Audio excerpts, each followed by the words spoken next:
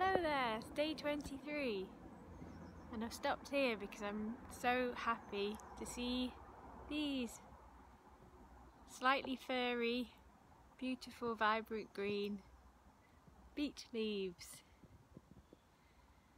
So many beech trees in the Calder Valley, particularly around Hebden. There's some really old beautiful ones. And the early spring leaves are very delicious, lovely for a nibble when you're out and about, and also in salads. So in identifying beech, wow, look at the sun coming through there. And the bark is very smooth and grey, almost metallic grey. I always think the trunks look a bit like elephant's feet, elephant's legs.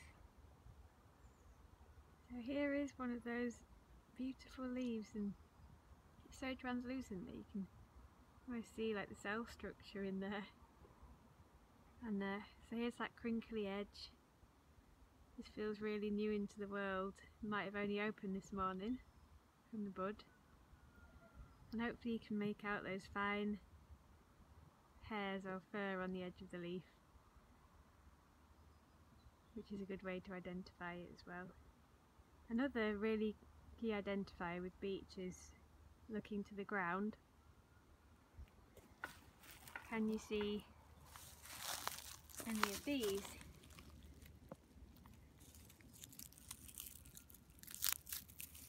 Four-sided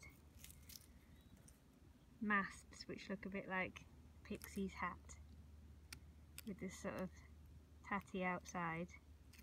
And that's a beech mast, and there's no other tree with a similar mast to this, so if you see these under the tree, then that's a really good way to know that you've got a beech. On this tree you can see that the masts, which bear the little beech nuts in autumn, are still attached to the tree, even as the buds are about to open. Okay, so I've got the beautiful beech tree that this leaf came from behind me, and like I said, you can just eat these, the new leaves, as they are.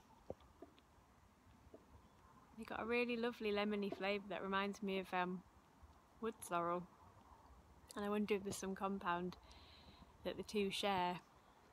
So delicious. I was reading this morning that the word book has its origins in the old Anglo Saxon word for beech, because the Saxons would use the bark of the beech as a book because it's easy to carve into, it's quite soft. And the book I was reading, which I'll reference in the video description, also mentioned that these engravings, this graffiti, can last for up to 250 years. And I'm just passing this beech, and I'm sure that this is the remains of a love heart once carved into this tree. And I can see some other places on the tree where maybe there have been initials carved as well. Just wondering like how long ago that was, and who stood here doing that, and who they were expressing their love for.